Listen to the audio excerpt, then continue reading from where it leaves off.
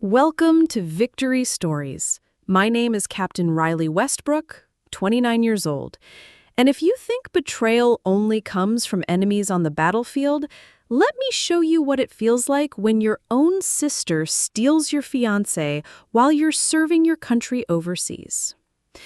8 months ago, I was deployed to Kandahar Province, Afghanistan, believing I had left my heart safe at home with the man I planned to marry and the sister I trusted with my life.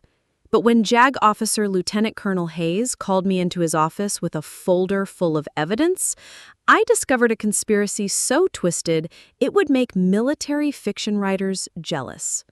What my sister Vanessa and my fiancé Derek thought was the perfect crime became their perfect downfall, and my perfect revenge.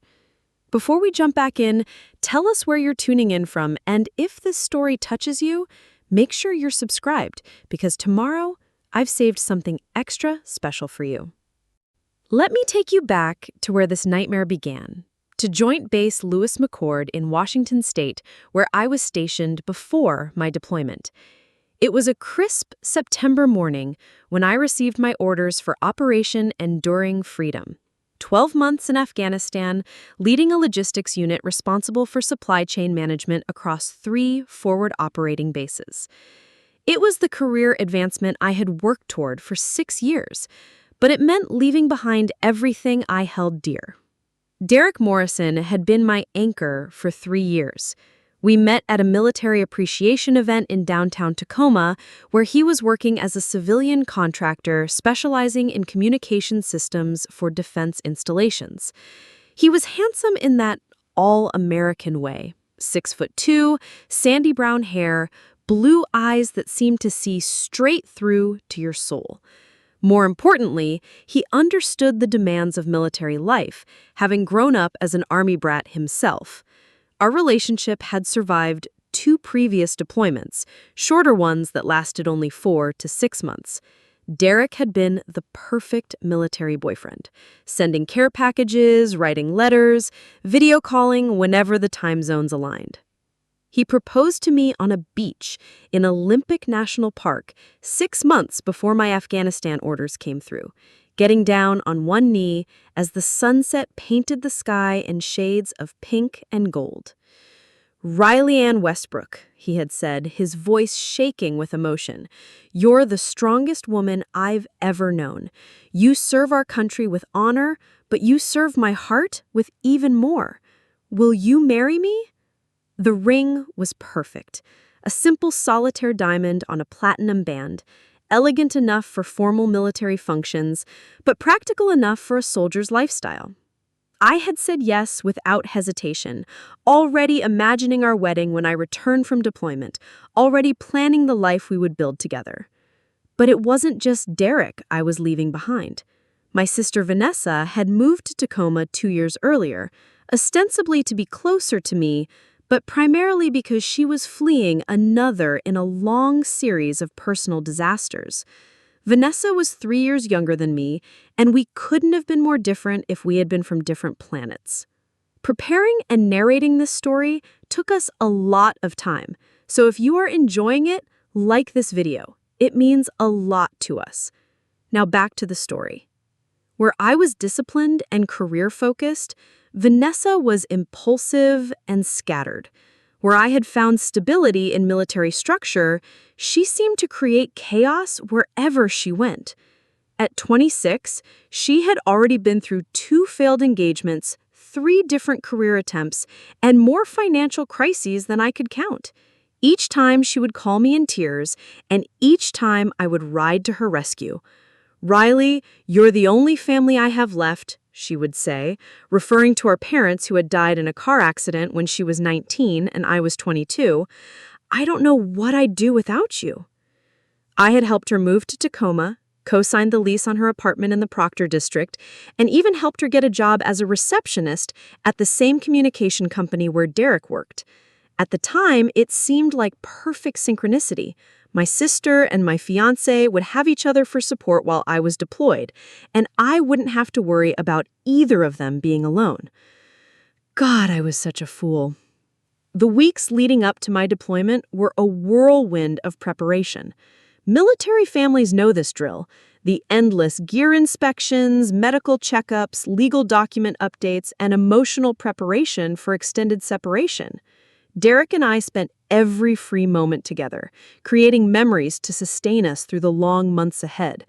We had dinner at our favorite restaurant, Anthony's, at Point Defiance, overlooking the Puget Sound. We hiked through the forests of Mount Rainier National Park, taking pictures at every scenic overlook. We stayed up all night talking about our future, about the house we would buy when I returned, about the children we wanted to have, about growing old together.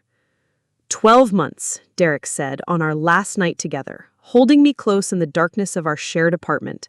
I can handle 12 months. We've done this before. This one feels different, I admitted, voicing a fear I had been trying to suppress. Longer, more dangerous. Hey, he said, tilting my chin up so I had to look at him. Nothing is going to change while you're gone.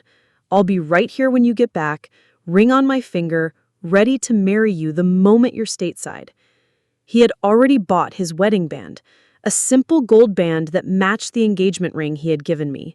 We had decided to wait until I returned to have the actual ceremony, but he wanted to wear the ring as a symbol of our commitment during our separation. Vanessa threw me a going-away party the weekend before I left, inviting all my friends from base and a few of Derek's coworkers. She had decorated her apartment with patriotic streamers and American flags, made a cake with "Come Home Safe" written in red, white, and blue frosting. She gave a tearful speech about how proud she was of her big sister, how she would take care of Derek while I was gone, how she would count down every day until my return. "You two are so lucky to have found each other," she said, raising her glass of wine to Derek and me. "True love like this is rare. I promise I'll make sure Derek doesn't forget how amazing you are while you're saving the world." Derek laughed and pulled her into a playful headlock. "As if I could forget this one," he said, gesturing to me. "She's branded on my soul." Looking back, I can see the signs I missed. The way Vanessa's eyes lingered on Derek when she thought no one was looking, the way she found excuses to touch his arm during conversations, the way she positioned herself for photos, always standing just a little too close to him. But at the time, I saw only what I wanted to see. My sister supporting my relationship, my fiancé tolerating her dramatic personality for my sake. The morning of my departure, Derek drove me to the base at 0500 hours. We sat in his truck in the parking lot, neither of us wanting to say goodbye. Military spouses and families were scattered around us in similar scenes, tearful farewells, promises to write, final embraces that tried to contain 12 months of separation. "I love you, Riley Westbrook," Derek said, his voice thick with emotion. "I love your strength, your dedication, your terrible jokes about military rations.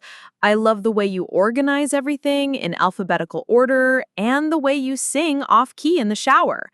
I love you exactly as you are, and I'll be waiting for you exactly where you left me." "I love you too," I whispered against his neck, breathing in his cologne one last time. "Take care of yourself, and take care of Vanessa. She's going to need someone to keep her grounded while I'm gone. Don't worry about us. We'll keep each other company and count down the days until you're home." The flight to Afghanistan was long and uncomfortable, with stops in Germany and Kuwait. I had made this journey before, but it never got easier. The cramped military transport planes, the uncomfortable uniforms, the mixture of adrenaline and anxiety that comes with heading into a combat zone. My unit was assigned to Forward Operating Base Schenk in Kandahar Province, about 60 miles south of Kabul. As the senior logistics officer, I was responsible for coordinating supply chains between 3 different bases, managing everything from ammunition deliveries to fresh food supplies. It was challenging work that required 14-hour days and constant communication with multiple military and civilian agencies. The work was demanding, but it was also exactly what I had trained for. I thrived in the structured environment, the clear chain of command, and the sense of purpose that came with supporting combat operations.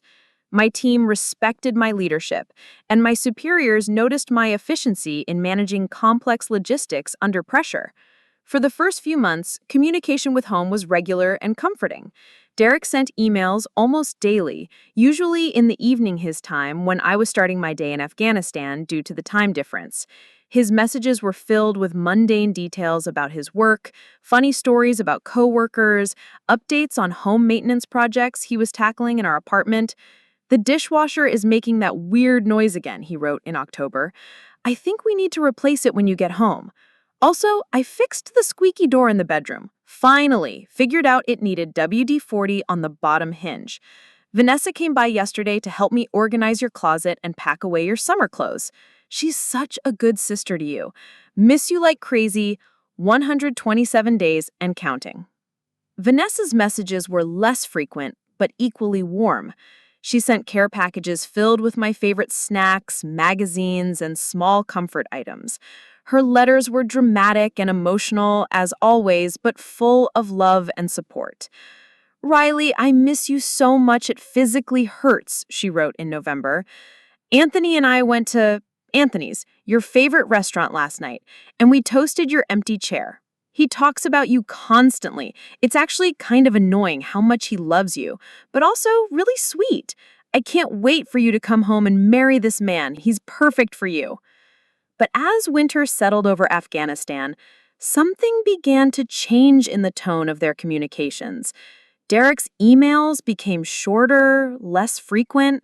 When I asked about specific things, projects he had mentioned, friends he had talked about, plans we had made, his responses were vague or didn't address my questions directly.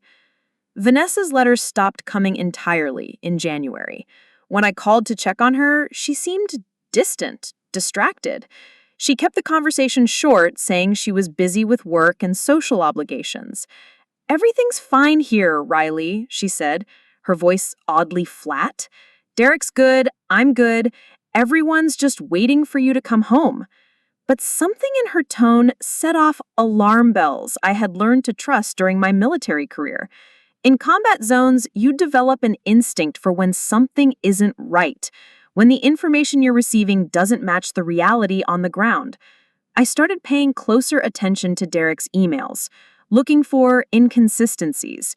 He mentioned going to a movie I knew he hated. He referenced restaurants we had never been together. He talked about work projects that didn't align with what I knew about his company's contracts.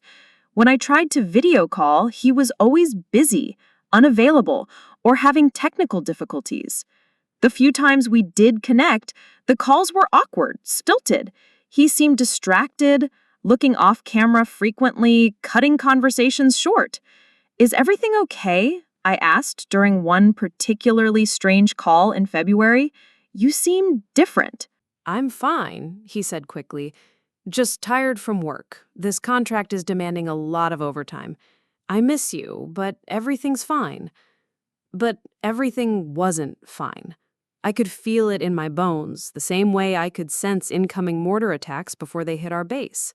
Something was wrong at home, and the people I trusted most were lying to me about it. The breaking point came in March, 6 months into my deployment. I had managed to get a rare weekend pass to call home during a time when Derek would normally be available.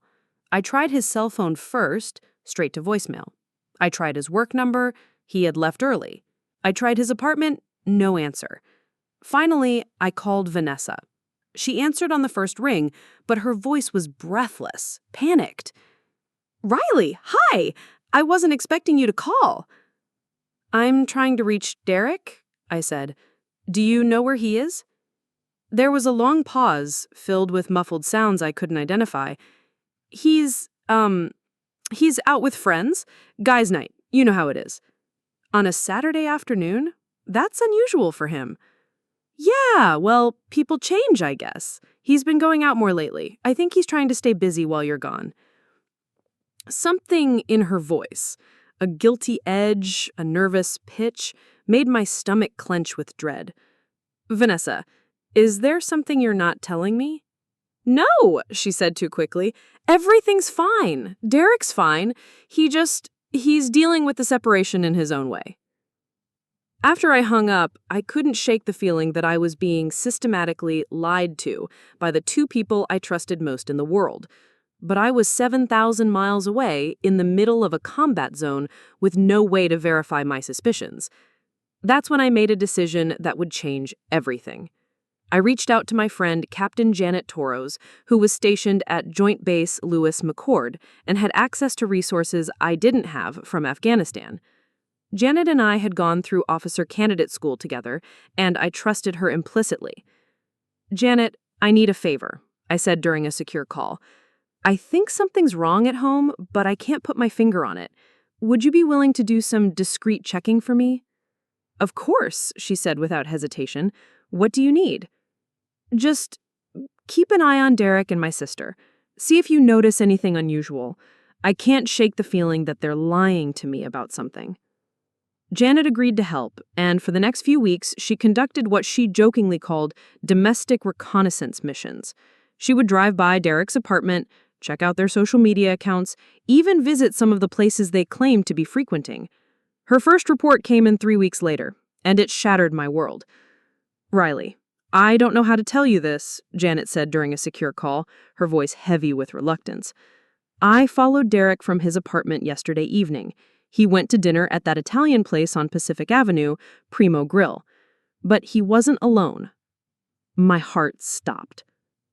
"Who was he with?" "Your sister. And, Riley, they weren't acting like friends having a casual dinner. They were holding hands. He had his arm around her. They were intimate."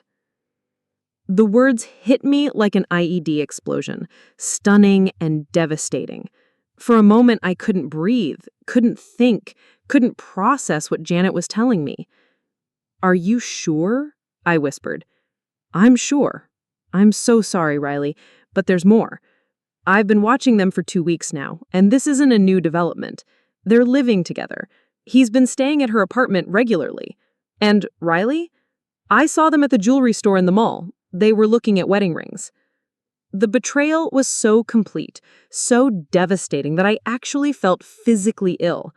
My sister, the person I had protected and supported through every crisis, had been systematically seducing my fiancé while I was deployed, serving my country, trusting them both with my heart.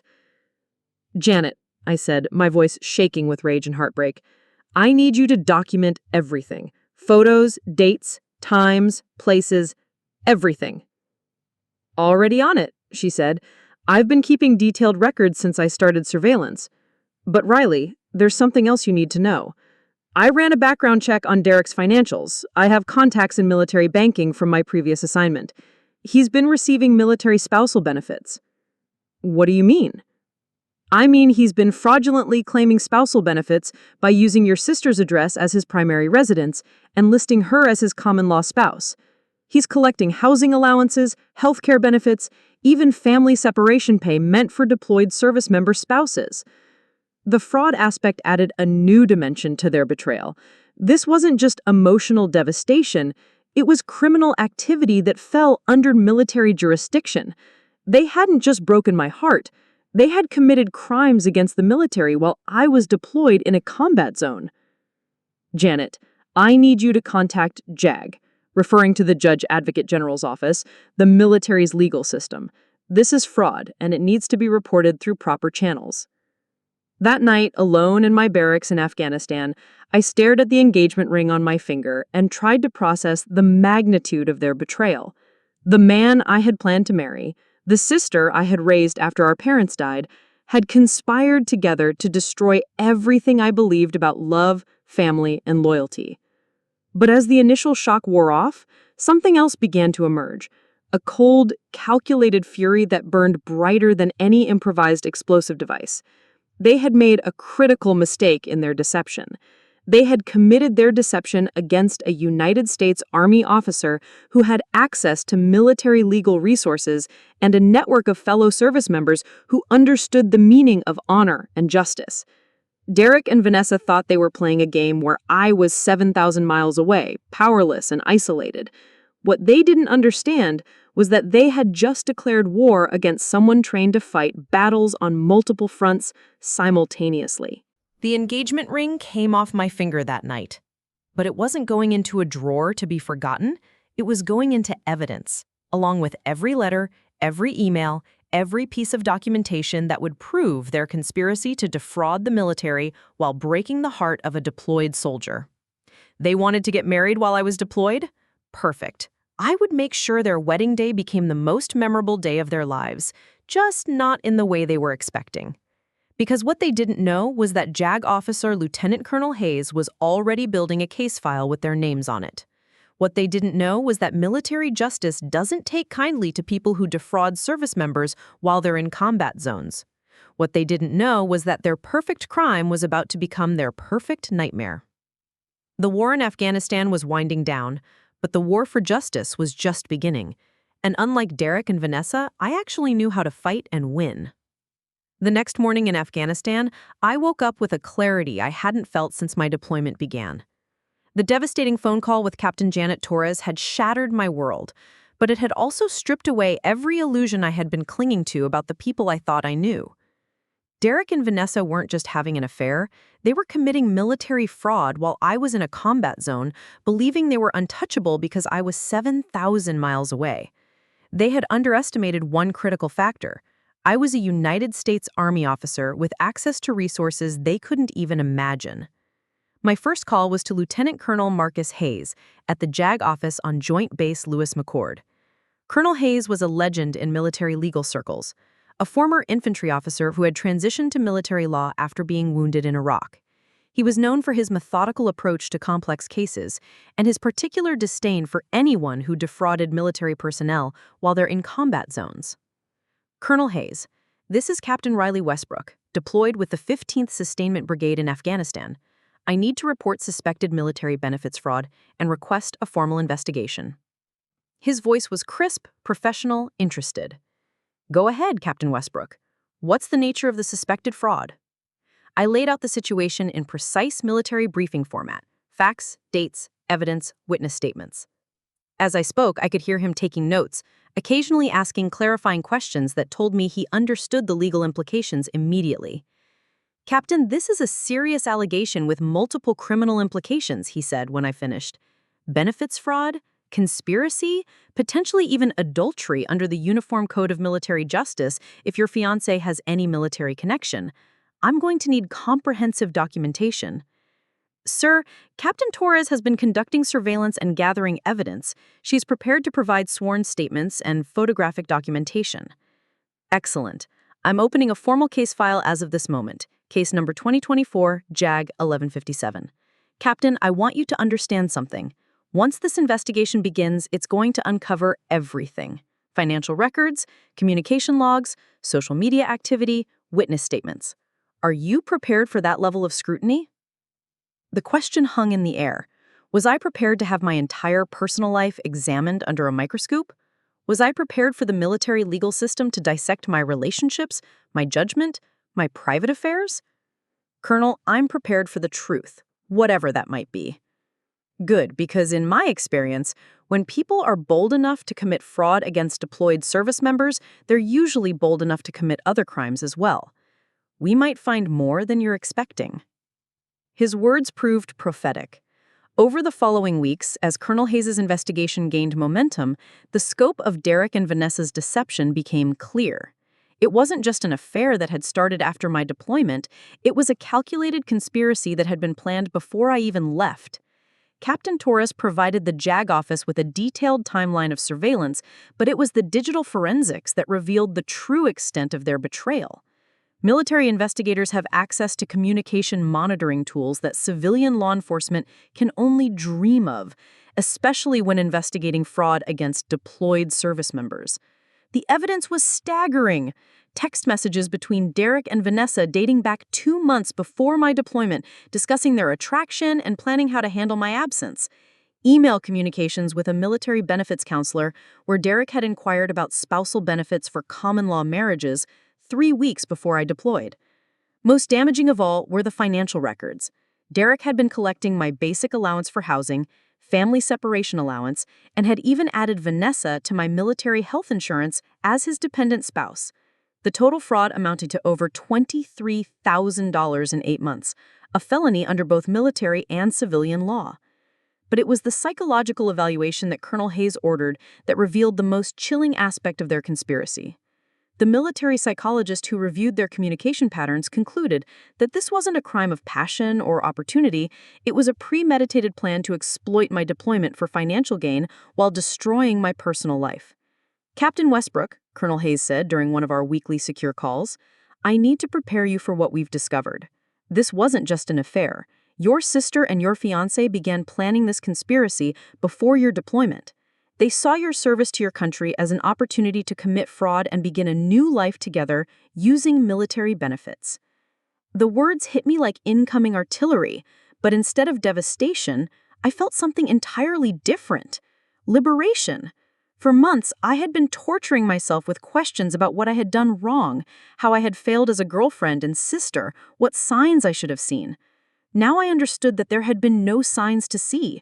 I had been the victim of a calculated crime, not a participant in a relationship failure. That realization changed everything about how I approached the remaining months of my deployment. Instead of pining for people who had never really loved me, I threw myself into my military service with renewed purpose. I volunteered for additional responsibilities, took on complex logistics challenges that other officers avoided, and began building relationships with fellow service members who understood concepts like honor, duty, and loyalty. My commanding officer, Lieutenant Colonel Patricia Dunn, noticed the change immediately. Captain Westbrook, I don't know what's happened with you over the past month, but your performance has gone from excellent to extraordinary. You're requesting additional duties, volunteering for the hardest assignments, and your unit efficiency ratings are the highest in the brigade. Thank you, ma'am. I've just found some clarity about my priorities. Good, because I'm recommending you for early promotion to major. Your leadership during the Kandahar supply crisis saved 3 forward operating bases from critical shortages. That's the kind of initiative we need in field-grade officers. The promotion recommendation was the first in a series of career advances that accelerated once I stopped trying to maintain a relationship with people who were actively working against me. Without the emotional drain of constant worry about Derek and Vanessa, I had mental and emotional energy to excel at what I was actually good at, military leadership. I began taking correspondence courses toward my master's degree in logistics management, something I had always wanted to pursue but had never prioritized because Derek had complained about the time and expense. I applied for advanced military schools that would position me for senior leadership roles. I started planning a career trajectory that assumed I would be making decisions based solely on my own goals and ambitions. The transformation wasn't just professional.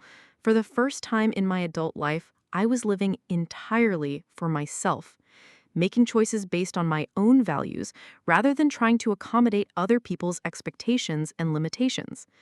I started working out more intensively, not to look good for someone else, but because physical fitness made me feel powerful and confident. I began reading voraciously: military history, leadership theory, biographies of successful women in male-dominated fields. I learned conversational Pashto from Afghan interpreters, not because it was required, but because I wanted to communicate more effectively with local nationals. Most importantly, I began building genuine friendships with fellow service members who shared my commitment to military excellence. Captain Maria Santos, an intelligence officer from Texas, who had also been betrayed by civilian partners who couldn't handle military life. First Lieutenant David Kim, a logistics specialist from California, whose wife had divorced him during his second deployment. Staff Sergeant Jennifer Walsh, a communications expert from Ohio, whose entire family had disowned her for choosing military service over traditional domestic roles. We formed what we jokingly called the Civilian Survivors Club, military personnel who had learned that the strongest relationships were often with fellow service members who understood the unique challenges of military life. We studied together, worked out together, shared meals and stories, and the kind of dark humor that develops in combat zones. You know what I've realized? Captain Santos said one evening as we watched the sunset over the Afghan mountains from our base's observation deck. The people who can't handle our military careers aren't actually saying anything about us. They're revealing their own character limitations.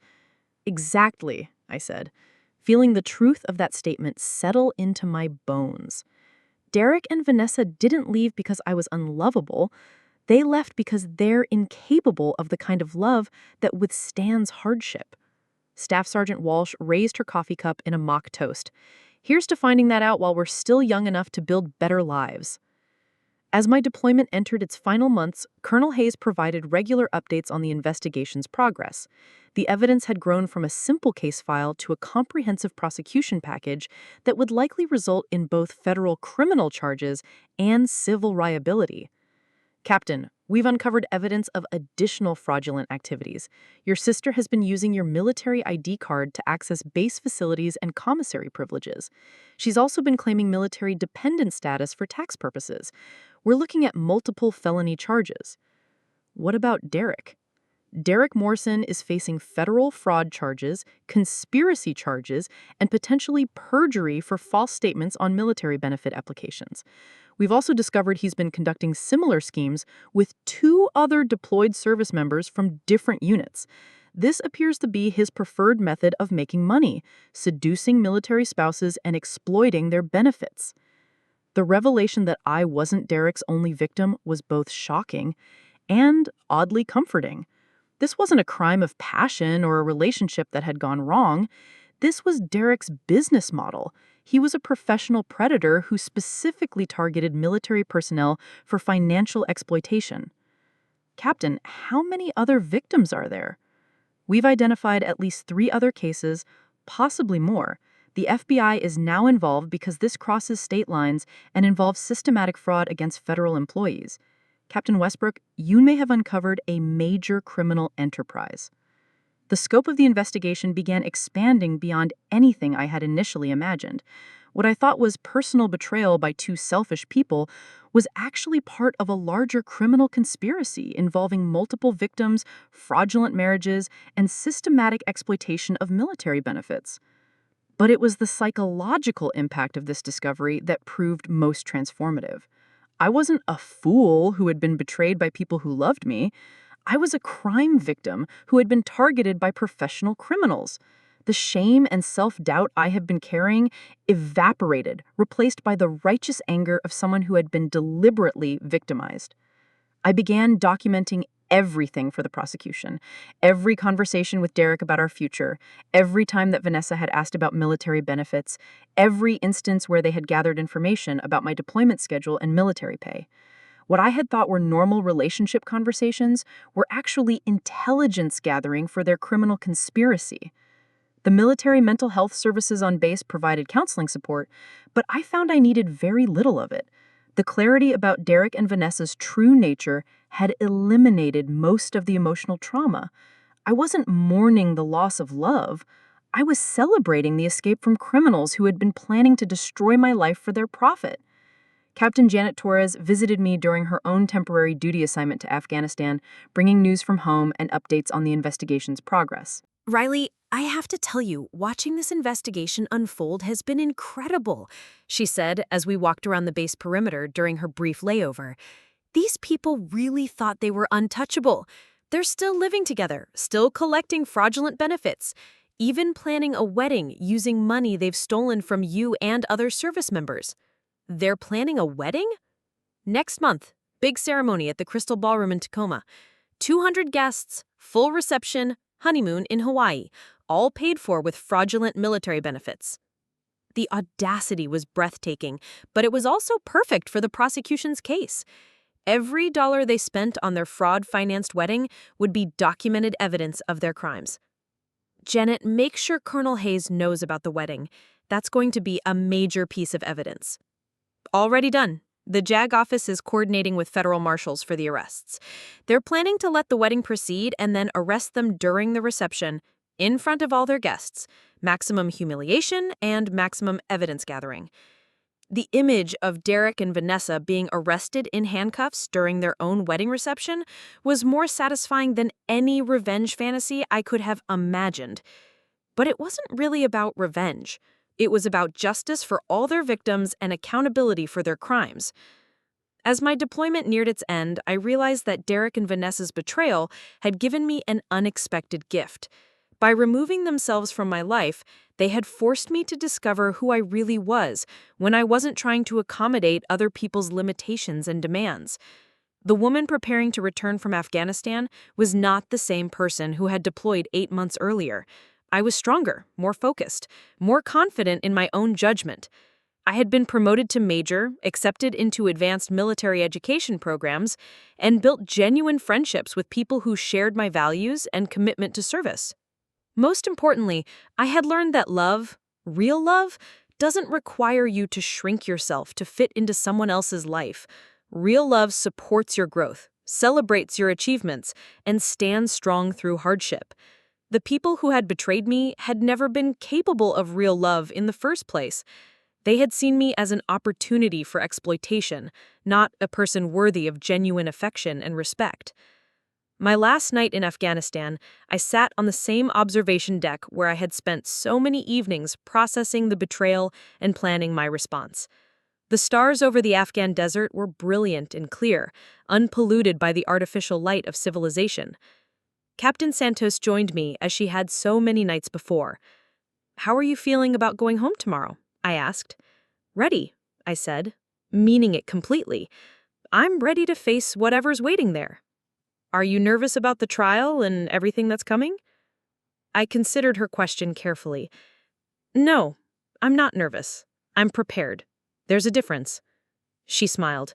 "You know, when you first got that news about your sister and Derek, I was worried about you. I thought it might break you." It did break me. It broke the part of me that was willing to accept less than I deserved. It broke the part of me that made excuses for people who didn't respect me. It broke the part of me that thought love meant sacrificing my own well-being for other people's comfort. And what grew back in place of those broken parts? I looked up at the stars, at the vast expanse of possibility stretching out above us, and felt a peace I had never experienced before. Strength, I said simply. Self-respect. The ability to recognize real love when I find it, and to reject anything that pretends to be love but isn't. The next morning, I boarded the transport plane that would take me home, to Joint Base Lewis-McChord, to the legal proceedings that would deliver justice for multiple victims, and to the new life I was ready to build on the foundation of my own worth rather than other people's approval. Derek and Vanessa thought they had destroyed me by stealing my old life. Instead, they had cleared the way for me to build a much better one.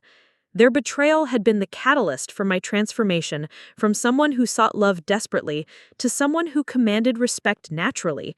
They were about to discover that the woman returning from deployment was not the same person they had betrayed.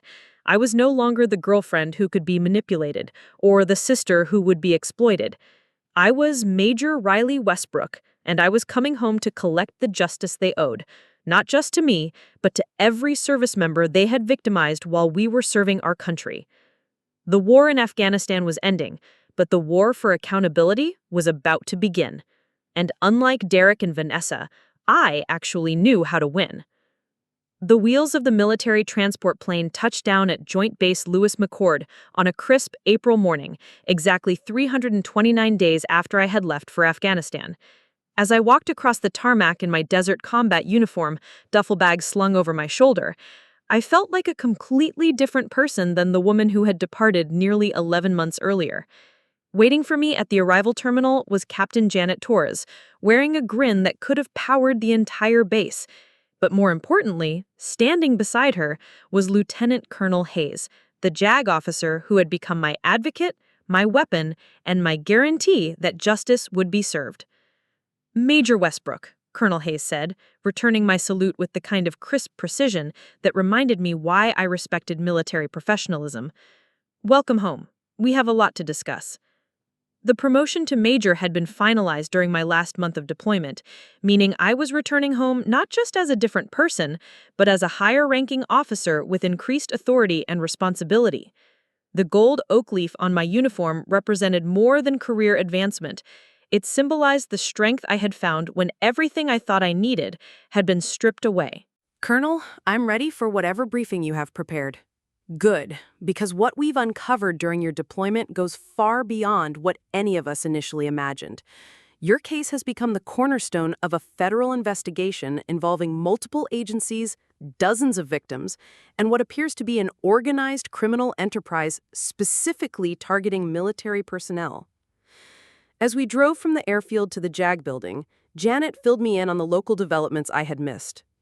Derek and Vanessa were still living together in her apartment, still collecting fraudulent benefits, apparently convinced that my continued silence meant I was either unaware of their situation or powerless to do anything about it. "Riley, you should know that they've been telling people you abandoned Derek," Janet said, her voice tight with anger. "They're spreading a story that you met someone else in Afghanistan and asked Derek to move on with his life. Vanessa is playing the supportive sister who helped Derek through your betrayal." The audacity of their narrative rewriting was impressive in its complete inversion of reality, but it was also perfect evidence of their consciousness of guilt. People who accidentally fall in love don't need to create elaborate cover stories to justify their behavior. "Have they been in contact with me at all?" I asked. "Nothing. No calls, no emails, no attempts at communication. It's like you ceased to exist for them the moment you deployed." Colonel Hayes' office was located in the heart of the base legal complex, a building I had walked past hundreds of times but never entered. Inside, the walls were lined with military legal texts, case precedents, and certificates that spoke to serious professional credentials. But what dominated the room was a large conference table covered with file folders, photographs, and documents that represented months of meticulous investigation. "Major Westbrook, what you're about to see is the most comprehensive benefits fraud case the JAG Corps has prosecuted in the past decade," Colonel Hayes said, gesturing to the assembled evidence. "Your initial report opened a door to criminal activities that span multiple states and involve systematic exploitation of military families."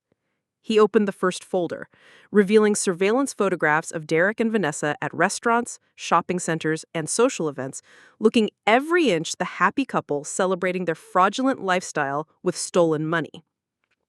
These photos document their cohabitation and romantic relationship, which directly contradicts Derek's sworn statements about his living situation and marital status. But that's just the beginning. The next folder contained financial records that told a story of systematic theft that was breathtaking in its scope and audacity.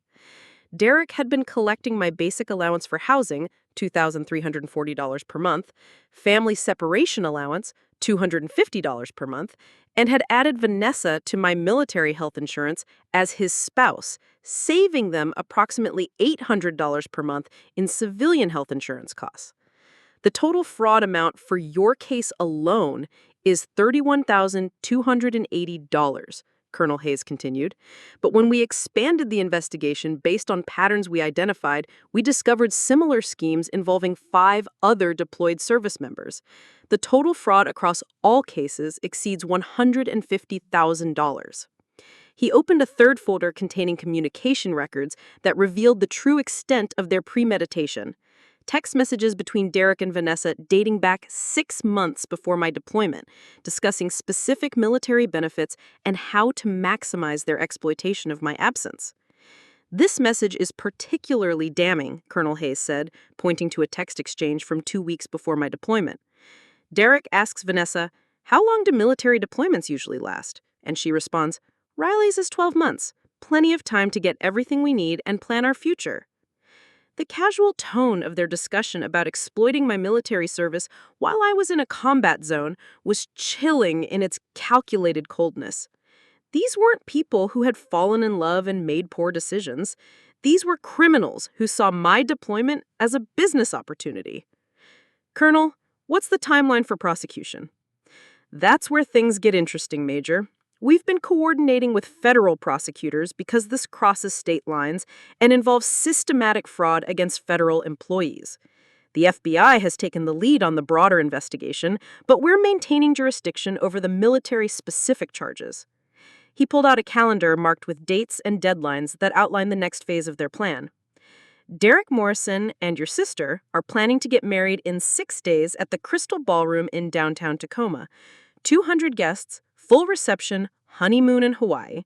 The entire event is being paid for with fraudulent military benefits, your benefits and those of other victims." The timeline was perfect from a prosecutorial standpoint. Allowing them to proceed with their wedding would provide maximum evidence of their fraud, while also ensuring maximum consequences for their crimes. "What's the plan for their arrest?" Colonel Hayes smiled with the satisfaction of someone who had planned a military operation with precision and attention to detail. Federal marshals will be present at the wedding reception. The arrests will occur during the father-daughter dance, ensuring maximum witness testimony and maximum humiliation. Every dollar spent on that reception is documented evidence of federal fraud. Will I be there? Major, you'll be the guest of honor. The next few days were a carefully orchestrated preparation for what Colonel Hayes called Operation Wedding Crasher. I was briefed on courtroom procedures, legal processes, and my role as both victim and key witness in multiple federal cases. But it was the personal preparation that proved most challenging. I had to decide how to present myself when confronting the two people who had systematically betrayed and exploited me. The old Riley might have been tempted to show them how much they had hurt me, to make them understand the emotional devastation they had caused. The new Riley, Major Riley Westbrook, had different priorities. I wasn't interested in making them understand my pain. I was interested in ensuring they understood their consequences. I spent hours at the base fitness center, not just maintaining physical readiness, but channeling my energy into preparation for what was essentially a military operation with legal objectives. I reviewed every piece of evidence, memorized every timeline, and prepared for every possible scenario that might unfold. In her expression, I saw the exact moment she realized that I had not only discovered their conspiracy, but had built a federal case against them. The sister, who had protected her from consequences her entire life, had become the officer who was ensuring she would finally face them. "Riley?" she called out as federal marshals secured her hands behind her back. "Riley, what is this? What are you doing?" I stood from my table, my dress blue uniform making me immediately identifiable to everyone in the ballroom as a military officer. The conversation stopped, the chaos quieted, and every person present focused their attention on the moment of confrontation between the betrayed soldier and the criminals who had exploited her service. "I'm ensuring that you and Derek face consequences for committing federal fraud against deployed military personnel," I said, my voice carrying clearly across the ballroom. "You stole over $30,000 in military benefits while I was serving in a combat zone." "But we're family," she said, tears beginning to stream down her face, ruining her professional makeup. "I'm your sister. You can't do this to family." The word family hung in the air like toxic smoke. After everything that had been revealed during the investigation, after all the evidence of premeditated criminal conspiracy, she was still trying to manipulate me with claims of family loyalty. "Vanessa," I said calmly, "family doesn't steal from each other. Family doesn't commit fraud against each other. Family doesn't exploit each other's military service for personal profit." Derek was struggling against the federal marshals, his composure completely shattered. "Riley, you don't understand. Vanessa and I fell in love. It wasn't planned. It just happened." Federal Prosecutor Richardson stepped forward, holding up a folder filled with communication evidence. "Mr. Morrison, we have text messages between you and Ms. Westbrook dating back 6 months before Major Westbrook's deployment, planning this conspiracy. We have financial records showing systematic fraud. We have evidence that you've committed similar crimes against 3 other military families." The revelation about other victims rippled through the crowd like a shockwave. Derek Morrison wasn't a man who had fallen in love. He was a serial predator who specifically targeted military spouses for exploitation. "How many other families have you destroyed?" I asked, stepping closer to Derek as federal marshals prepared to transport him. "How many other service members did you defraud while they were deployed protecting this country?" He couldn't meet my eyes, couldn't answer the question, couldn't maintain the pretense that this had been about love rather than criminal opportunity. As they were led away in handcuffs, Vanessa made one final attempt at emotional manipulation.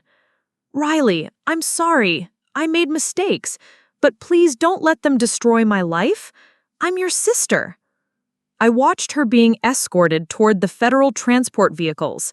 This woman who had shared my childhood, who I had protected and supported through every crisis, who had seen my military deployment as an opportunity to commit crimes against me.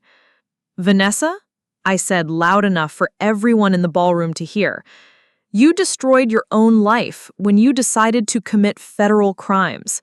I'm just making sure you're held accountable for those choices." The ballroom erupted again as they were transported away, guests frantically calling family members and posting on social media about the dramatic arrests at what they had thought was a romantic wedding reception. Federal Prosecutor Richardson addressed the crowd, explaining that this had been a coordinated law enforcement operation targeting military benefits fraud, and that anyone with information about similar crimes should contact the FBI. Colonel Hayes approached me as the scene began to clear. "Major Westbrook, how do you feel?" I considered his question carefully, examining my emotional state with the same analytical precision I applied to military operations.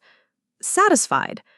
Not happy, not sad, not angry, just satisfied that justice has been served and other military families will be protected from these predators.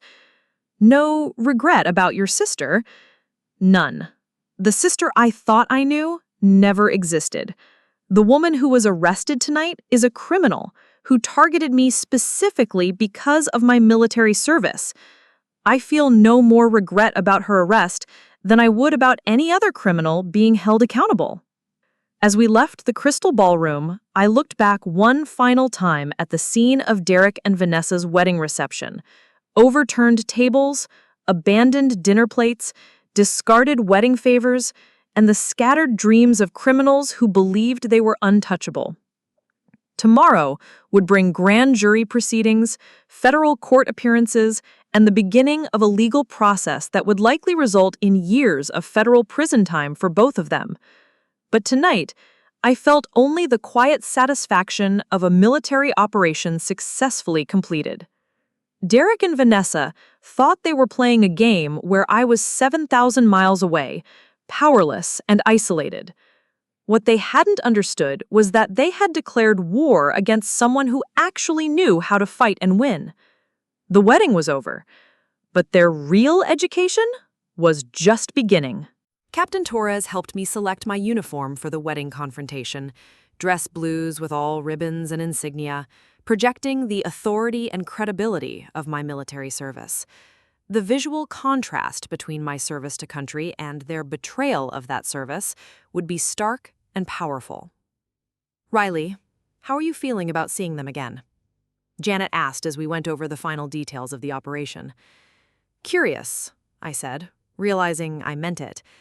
"I'm curious to see if they'll show any remorse when they realize the consequences of their choices. I'm curious to see if they'll try to blame me for their criminal behavior.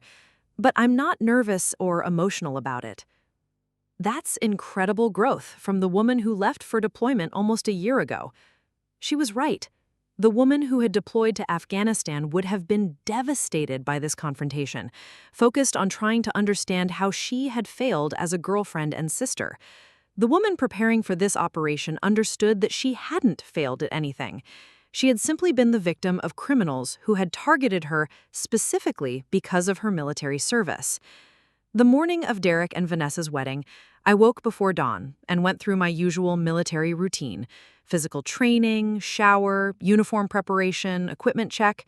But instead of preparing for combat operations in Afghanistan, I was preparing for a legal operation on American soil. Colonel Hayes called at 0800 hours with final confirmation of the operational details. "Major, federal marshals are in position around the venue. FBI agents are coordinating with local police. The district attorney's office has all warrants prepared and signed. We're ready to proceed." "Understood, sir. What's my role during the actual arrests?" "You'll be seated at a table near the main entrance with me and Federal Prosecutor Amanda Richardson. When the arrests begin, you'll provide identification confirmation and serve as the primary victim representative. After they're in custody, we'll transport them to federal holding for initial processing." The Crystal Ballroom was located in downtown Tacoma's historic theater district, a venue that specialized in elegant wedding receptions for couples who wanted to project success and sophistication. The irony that Derek and Vanessa had chosen such a venue to celebrate their criminal conspiracy was not lost on anyone involved in the operation. I arrived at 1600 hours, 2 hours before the reception was scheduled to begin, wearing my dress blue uniform with ribbons representing my recent combat deployment and newly awarded Bronze Star for exceptional service in Afghanistan. Federal agents had already secured the venue and identified key positions for surveillance and arrest coordination. Federal prosecutor Amanda Richardson was a sharp woman in her early 40s who specialized in military fraud cases. She briefed me on the legal processes that would unfold after the arrests and my role in the upcoming grand jury proceedings. Major Westbrook, I want you to understand that what we're doing here today is about more than just your case, she said as we reviewed final details. This operation is going to send a message to anyone who thinks military families are easy targets for exploitation. At 1800 hours, guests began arriving for the reception. I watched from my position near the entrance as people I recognized from my former life streamed into the ballroom. Derek's coworkers, Vanessa's friends, extended family members who had been told lies about why I wasn't present for my sister's wedding. At 1830 hours, Derek and Vanessa made their grand entrance as husband and wife. Derek looked exactly the same. Handsome in that generic way that had once attracted me, wearing an expensive tuxedo that I now knew was purchased with my military benefits. But there was something different about his demeanor, a swagger that suggested he felt untouchable, victorious. Vanessa was transformed. She had always been pretty, but she was radiant in a way I had never seen before. Her wedding dress was elaborate and expensive, her makeup professional, her smile brilliant. She looked like a woman who had gotten everything she had ever wanted. What struck me most was how comfortable they appeared together, how natural their affection seemed. This wasn't the awkward behavior of people who had fallen into an accidental affair. This was the easy intimacy of people who had been planning this outcome for months. "There they are," Colonel Hayes said quietly. "Your assessment, Major." I studied them carefully, applying the same analytical skills I had used to evaluate enemy positions in Afghanistan. They're confident, comfortable, and completely convinced they've gotten away with their crimes, I said. They show no signs of guilt, remorse, or concern about consequences. Perfect. That confidence is going to make their arrests even more devastating. The reception proceeded exactly as scripted in their criminal fantasy. Cocktail hour, dinner service, speeches about true love and new beginnings. Derek's best man gave a toast about finding love in unexpected places. Vanessa's maid of honor spoke about the courage to follow your heart even when it's complicated. Every word was being recorded by federal agents, every moment documented as evidence of their fraud and conspiracy. At 20:30 hours, the father-daughter dance began. Vanessa danced with Derek's father, a man who had accepted her as his daughter-in-law while believing lies about my abandonment of Derek. The music was slow and romantic, the lighting soft and flattering, the atmosphere everything they had dreamed of for their criminal celebration. That's when federal marshals moved in. "Derek Morrison, you're under arrest for federal benefits fraud, conspiracy, and perjury," the lead marshal announced as he approached the dance floor with handcuffs. "Vanessa Morrison, you're under arrest for fraud, conspiracy, and identity theft." The ballroom erupted in chaos. Guests screamed, phones came out to record the arrests, and the happy couple's expressions transformed from joy to shock to terror in the span of seconds. Derek immediately began protesting his innocence, claiming there had been some mistake, demanding to call his lawyer. But Vanessa's reaction was different. She looked directly at me across the crowded ballroom, our eyes meeting for the first time in almost a year. She was right. The burning rage I had carried for so long had cooled into something more like philosophical disappointment. I felt sad that my father was the kind of person who could abandon his child during a medical crisis, the same way I might feel sad about any stranger's character flaws. But his failures no longer felt personal. because I no longer needed his approval to define my worth. That evening, I attended the weekly support group I had been facilitating for over a year. The faces changed regularly, but the stories remained heartbreakingly similar. Tonight's group included Maria, whose family had stopped visiting during her chemotherapy because her treatments were too depressing. There was James, whose parents had refused to help with his medical bills while simultaneously funding his brother's third wedding. And Sarah, whose siblings had disappeared during her mental health crisis, only to resurface when they needed her expertise for their own problems. As we went around the circle sharing updates and insights, I realized that this room contained more genuine family than I had ever experienced in my biological relationships. These people showed up for each other consistently. They celebrated each other's victories and provided comfort during setbacks. They had chosen each other deliberately, carefully, with full knowledge of each other's struggles and commitment to each other's healing. I want to share something with all of you, I said as our session was winding down. 2 years ago, I thought family was something that happened to you, a lottery you were stuck with, regardless of how those people treated you. I thought love meant accepting whatever scraps of affection people were willing to offer and being grateful for anything that resembled care. The room was quiet, attention focused completely on my words. I've learned that real family is something you create. Real love is something you choose and keep choosing. And real belonging happens when people see who you really are and decide they want you in their lives anyway. I looked around the room at these incredible people who had survived abandonment, betrayal, and emotional abuse from the people who were supposed to love them most. People who had learned to value themselves enough to demand better. People who had chosen healing over habit, boundaries over biology, chosen family over obligated tolerance. Everyone in this room is proof that you can survive the loss of people who never really loved you properly. You can build lives so fulfilling that their absence becomes a gift rather than a punishment. You can become so whole that you stop needing broken people to complete you. As we closed the session and people began gathering their things, Maria approached me with tears in her eyes. Natalie, I want you to know that this group, the work you do, it saved my life. Not from cancer, from something worse.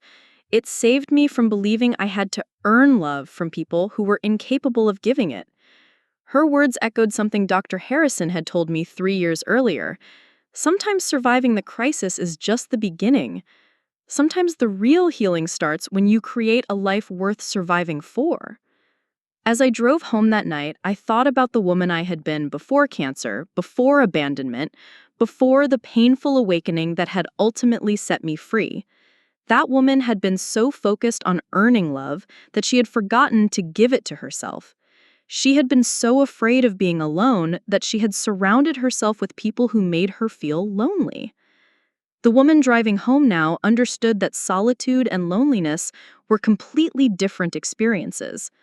Solitude was peaceful, chosen, empowering. Loneliness was what happened when you were surrounded by people who couldn't really see you. I was rarely alone anymore. My chosen family included colleagues, friends from support groups, fellow advocates, and the growing community of people committed to healing from family trauma.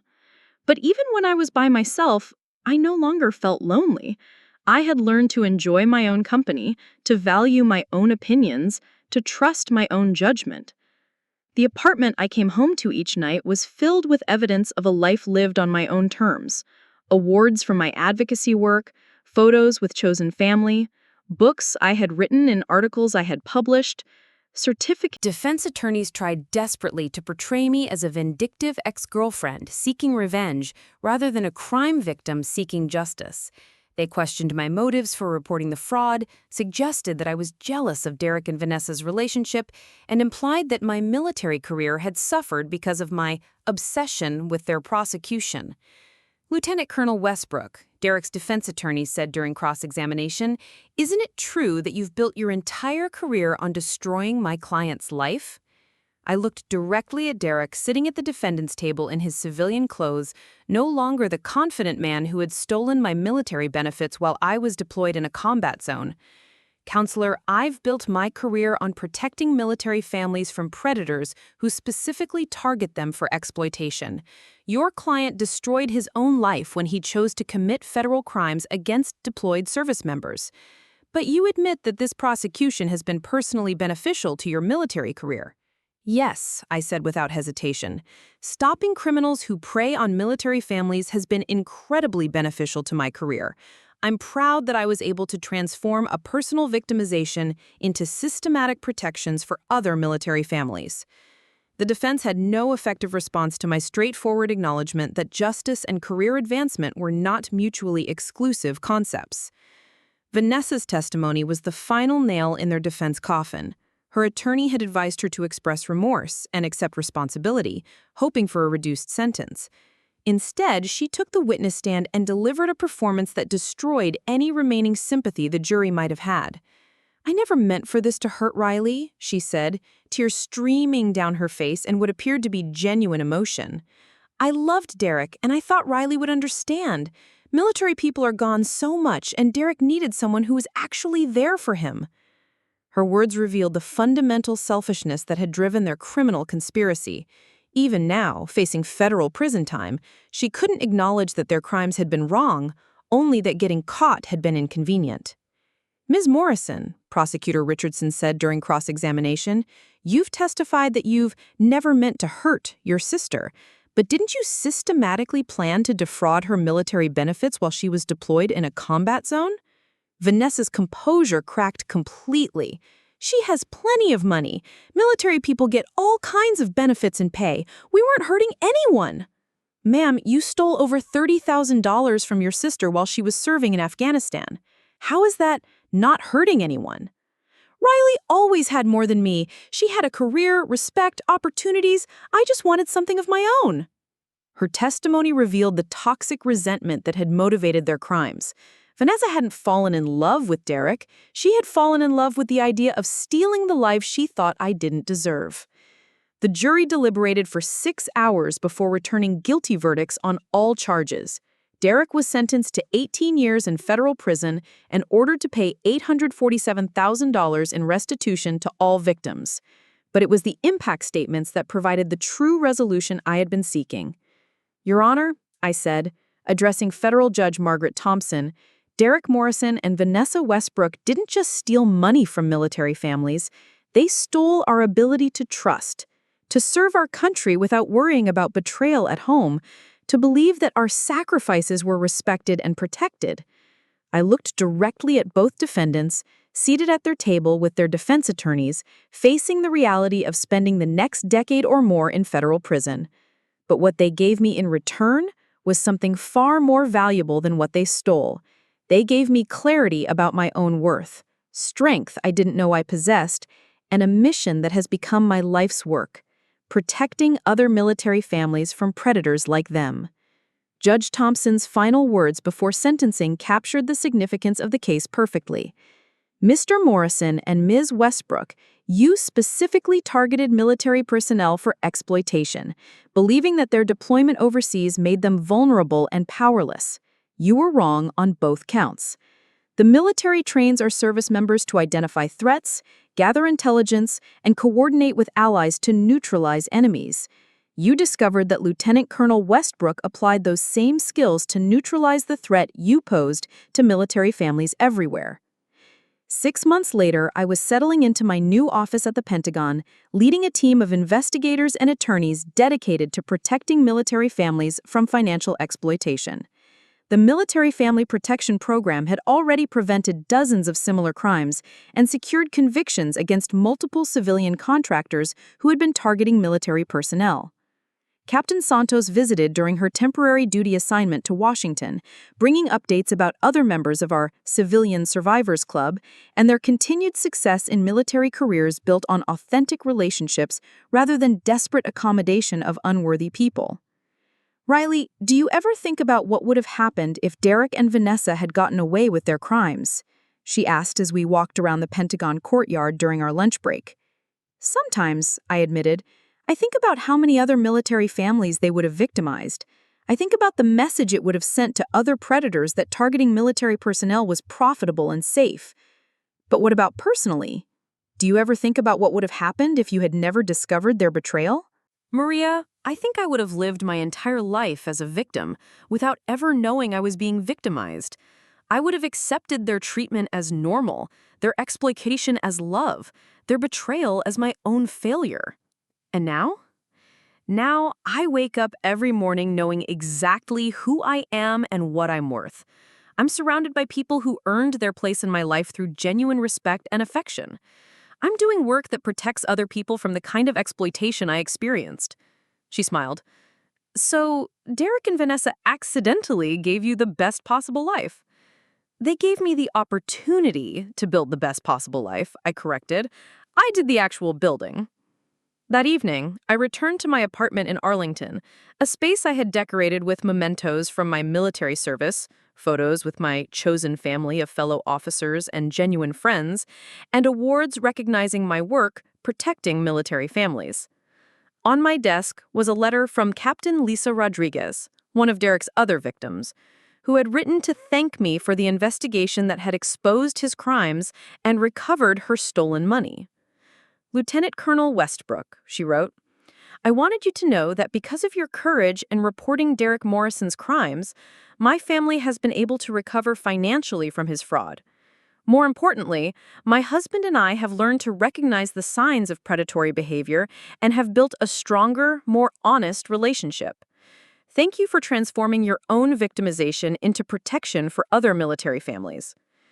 Similar letters arrived weekly from military families across the country.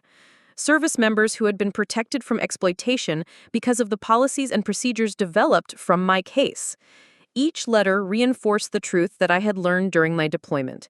The best response to betrayal is not revenge, but the prevention of future victims. As I prepared for bed that night, I looked at the photo on my nightstand, a picture of my team at the Pentagon, dedicated professionals who had chosen careers protecting military families. These people had become my real family, chosen not through biology or convenience, but through shared values and mutual respect. The woman who had deployed to Afghanistan 18 months earlier had been desperate for approval from people who were incapable of giving genuine love. The woman preparing for another day of protecting military families had learned that real love doesn't require desperation. It requires recognition, respect, and reciprocity. Derek and Vanessa had thought they were destroying my life when they chose to betray and exploit me. Instead, they cleared away everything false and weak in my life, leaving only what was authentic and strong. They had wanted to steal my military benefits, my career advancement, and my sense of self-worth. Instead, their crimes had accelerated my military career, strengthened my sense of self-worth, and provided me with a mission that gave deeper meaning to my service than I had ever imagined possible. The engagement ring I had worn for 3 years was now evidence in a federal crime file, a symbol of how completely I had misunderstood what love actually looked like. The silver oak leaves on my uniform represented something far more valuable, recognition earned through genuine achievement rather than accommodation of unworthy people. Derek would spend the next 18 years in federal prison, learning that targeting military families for exploitation carries severe consequences. Vanessa would spend 12 years discovering that stealing from your sister to finance a criminal lifestyle destroys more than just family relationships. It destroys your freedom. But I would spend the rest of my military career ensuring that other service members and their families were protected from the kind of predatory exploitation I experienced. Justice had been served, but more importantly, justice was being covenanted for future victims. The betrayal that had nearly destroyed me had become the foundation for systematic protections that would safeguard thousands of military families. Derek and Vanessa had taught me the most valuable lesson of my life. The people who betray you aren't revealing your unworthiness, they're revealing their own character limitations. The people who exploit you aren't showing your weakness, they're showing their own moral bankruptcy. And sometimes, if you're strong enough to transform victimization into advocacy, Their betrayal becomes the catalyst for building a life far better than anything you could have imagined while you were busy trying to earn love from people incapable of giving it. As I fell asleep that night in my Pentagon apartment, surrounded by evidence of a life lived authentically and a career dedicated to protecting others, I felt nothing but gratitude for the criminals who had inadvertently set me free to become who I was always meant to be. Their betrayal had been their greatest mistake and my greatest gift.